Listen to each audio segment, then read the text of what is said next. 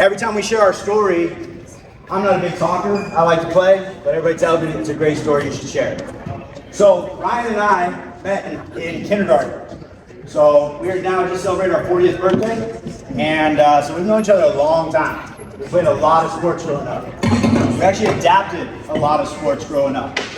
So I actually have a bone disease and I break easy. So I broke my left femur 14 times, my right femur twice. So conventional sports never really worked out for me. So growing up with Ryan, he was always the athlete. First one picked for everything. You sub him in on any team, he's going to do better than the guy that's in there. And that's just who he is. But growing up, I had various levels of physical ability at any given time, depending on what I was dealing with. Ryan took me under his wing. When we met, I actually tripped and fell on him and broke myself.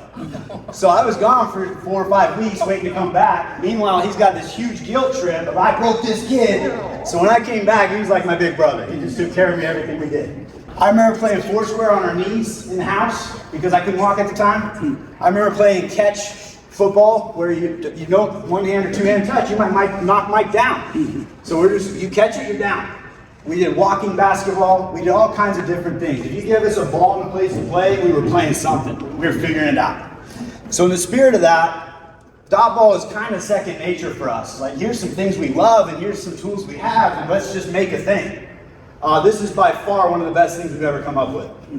So fast forward, we graduated, Ryan became a PE teacher. He was a teacher for 5 years in Northern California. And then he moved out to Albuquerque. He chased a girl, married her, had 3 beautiful kids. It was the right choice. I feel a little bit abandoned, but I love him and support him. So we try to get together as often as we can. About 2 years ago, he called me up and said, hey, I got a game you gotta play. And so he's been working on something in the fire station. Now Ryan was big into spike ball, big into pickleball. And when he became a firefighter, when he came out to Albuquerque, he found a lot of the firefighters are kind of islands in their space. They're on their phones and tablets, they're not really interacting.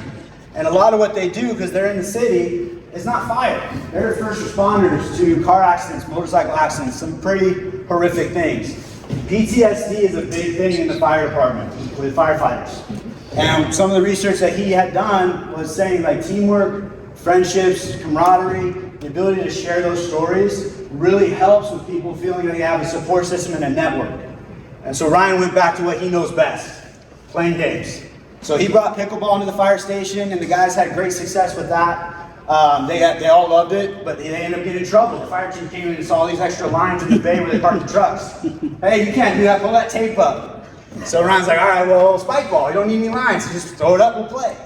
And what he found was the skill set for spike ball is pretty high to have a good time with spike ball. Your hand and the ball, it's a very inconsistent way of passing the ball. And even though these firefighters are in great shape, they're not all the best athletically inclined, especially with their hand-eye coordination. So he got half the team playing, half the team sitting down. That doesn't work for Ryan. Everybody plays all the time, 100% participation. So slowly but surely, he brought the paddle back into it. He brought different pieces back. So Ryan has been working on this for probably about 3 to 5 years in his mind, just working through things that worked, things that didn't work.